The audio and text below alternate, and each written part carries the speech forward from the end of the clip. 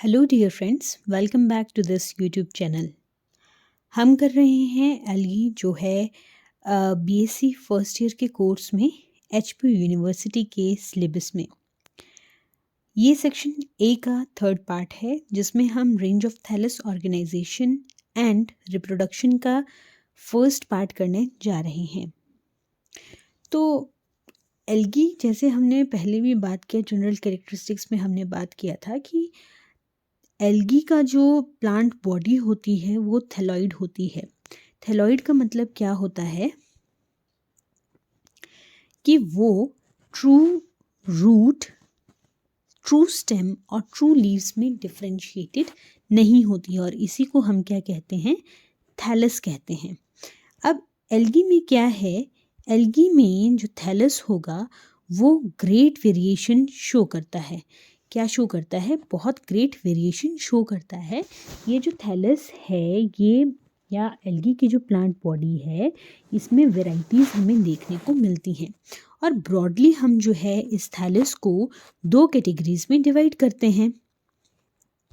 एक तो है हमारा यूनिसेल्युलर कैटेगरी जहाँ पर एल्गी के थैलस में सिर्फ और सिर्फ क्या होगा, सिंगल सेल होगा। और दूसरा थैलस किस तरह का होता है, मल्टी सेल्युलर थैलस होता है जहाँ पर बहुत सारे सेल्स जो हैं वो प्रेजेंट होते हैं और उनमें हमें क्या देखने को मिलता है, डिवीजन ऑफ लेबर देखने को मिलता है। तो सबसे पहले हम डिस्कस कर लेते हैं यूनिसेल्युलर फॉर्म्स को। अब जो यूनिसेल्युलर फॉर्म्स होती हैं they are simplest among all the algae. Unicellular form जो हैं वो सिंपलेस्ट होती हैं। अब ये जो यूनिसेल्युलर फॉर्म्स हैं ये आपको प्रोकैरियोटिक भी देखने को मिलेगी और यूकैरियोटिक भी देखने को मिलेगी। लेकिन इससे पहले हम यहाँ पर इसको डिस्कस करेंगे कि ये मोटाइल भी होती हैं और नॉन मोटाइल भी होती हैं। मोटाइल होने का मतलब क्या है, उनके पास फ्लैजिला, हेयर लाइक स्ट्रक्चर जो है वो प्रेजेंट होते हैं। और नॉन फ्लैजिलेटेड होने का मतलब क्या है कि वो नॉन मोटाइल होंगी, उनमें अपनी तरफ से तैरने की या मूवमेंट की जो पोटेंशियल है वो नहीं होता है। तो मोटाइल के एग्जाम्पल अगर आपने लेने हो तो क्लेमाइडोमोनास ग्रीन एल्गी है, क्लोरोक्रोमोनास जो है वो जेंथोफाइसी यानी येलो ग्रीन जो एल्गी है उसका मेंबर होता है। और नॉन मोटाइल में हम देखते हैं, नॉन मोटाइल में हमारे पास है एनासिस्टिस और ग्लियोकैप्सा जो ब्लू ग्रीन एल्गी का मेंबर है, पोरफायरिडियम रेड एल्गी का मेंबर है, क्लोरेला जो है वो ग्रीन एल्गी का मेंबर है। अब जो यूनिसेल्युलर फॉर्म्स हैं वो फियोफाइटा में एब्सेंट होती हैं। This is the most important thing that you must know that unicellular forms they are absent in Phaeophyta. ठीक है जी, इस तरह से आप डायग्राम भी बना सकते हैं। जैसे ये क्लेमाइडोमोनास का एग्जाम्पल है, डायग्राम है, और ये क्लोरेला का एग्जाम्पल है। ये दोनों ही कैसी हैं, यूनिसेल्युलर हैं। लेकिन जो क्लेमाइडोमोनास है इसमें फ्लैजिला प्रेजेंट है। ये जो फ्लैजिला आपको यहाँ पे नज़र आ रहे हैं। और क्लोरेला जो है ये कैसा है, non motile unicellular form of thallus है एल्गी में। ठीक है, तो ये रहा। अब दूसरा हम पढ़ लेते हैं मल्टी सेल्युलर फॉर्म। अब मल्टी सेल्युलर फॉर्म्स जो होंगी एल्गी में वो हमें बहुत ज़्यादा देखने को मिलती हैं और ये बहुत एडवांस्ड होती हैं और हाईली इवॉल्व होती हैं। कुछ एक तो आपको ऐसा लगेगा कि समुद्र में जंगल जो हैं वो बन गए हैं, सी वीड्स होते हैं और बहुत बड़े बड़े सेल्युलर स्ट्रक्चर्स जो हैं वो हमें देखने को मिलते हैं।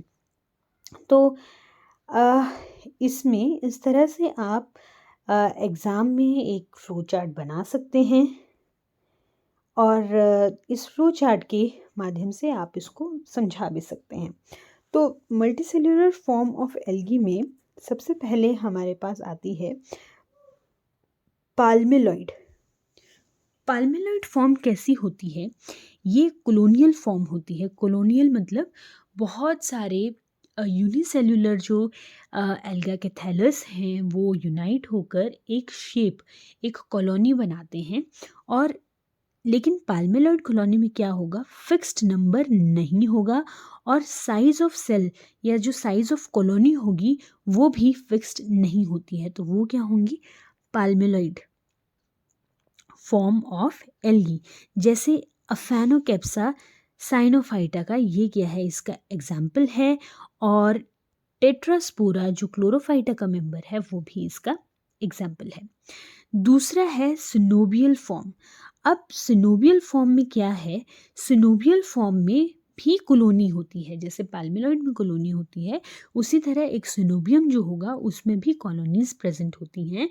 यूनिसेल्युलर जो क्या कहेंगे, यूनिसेल्युलर थैलॉइड स्ट्रक्चर जो है वो वहाँ पे प्रेजेंट होंगे, ऑर्गेनिज्म अलग अलग प्रेजेंट होंगे, लेकिन बहुत सारे जो यूनिसेल्युलर थैलस हैं वो कॉलोनी की फॉर्म में वहाँ पे अरेंज्ड होंगे। लेकिन यहाँ पर इस कॉलोनी में क्या है कि सेल का फिक्स्ड नंबर है और साइज ऑफ कॉलोनी, ये जो साइज ऑफ कॉलोनी है ये भी क्या होती है, फिक्स्ड होती है। अब ये जो सिनोबियल फॉर्म है इसके दो टाइप्स हैं, एक तो मोटाइल होगा और दूसरा कैसा होगा, नॉन मोटाइल होगा। मोटाइल मतलब जैसे वॉल्वॉक्स है, तो वॉल्वॉक्स की एल्गी में क्या होता है, वॉल्वॉक्स का जो सिनोबियम है उसमें क्या होता है, हर एक जो यूनिसेल्युलर वॉल्वॉक्स के थैलस हैं उनके पास बाइफ्लैजिलेटेड स्ट्रक्चर होता है। और दूसरा हाइड्रोडिक्टोन को आप वाटरनेट भी बोलते हैं, ये भी ग्रीन एल्गी है और ये कुछ इस तरह से हमें नज़र आएगा। तो यहाँ पे हर एक ये जो एजेस की तरह हमें इस नेट में नज़र आ रहा है, ये क्या है, एक एक सेल जो है वहाँ पे प्रेजेंट होता है। इंडिविजुअल ऑर्गेनिज्म है ये जो कॉलोनियल फॉर्म में प्रेजेंट है, तो इनके पास यहाँ पे क्या है, फ्लैजिला नहीं होता है। अगला हम देख लेते हैं डेंड्रॉइड फॉर्म। डेंड्रॉइड का मतलब होता है जो आपको किस तरह से दिखेगी, ट्री की तरह दिखेगी, ठीक है। तो इसमें क्या है, एक्लोबैलोसिस्टिस, ये एक एग्जाम्पल है डेंड्रॉइड फॉर्म का। माइक्रोस्कोपिक ट्री ये आपको नज़र आएंगे, ऐसा लगेगा माइक्रोस्कोप में कि ये कोई ट्री लाइक स्ट्रक्चर है। Next is siphonaceous. साइफन का मतलब क्या होता है, साइफन वर्ड जहाँ पे भी आएगा इसका मतलब होता है पाइप लाइक स्ट्रक्चर, ठीक है। तो मल्टी न्यूक्लिएटेड फॉर्म होती है साइफोनेशियस, कैसी है, मल्टी न्यूक्लिएटेड फॉर्म है, लेकिन वहाँ पर बहुत सारे सेल्स तो हैं लेकिन उन सेल में सेप्टा नहीं बना है। सेप्टा मतलब सेल वॉल की फॉर्मेशन नहीं हुई है, इसलिए पूरा का पूरा ऑर्गेनिज्म जो है वो कैसा हो गया है, वहाँ पे एसेप्टेट हो गया। इस कंडीशन को हम बोलते हैं सिनोसिटिक कंडीशन, ठीक है। मल्टी न्यूक्लिएट एसेप्टेट, जिसको आप एसेल्युलर भी बोल सकते हैं।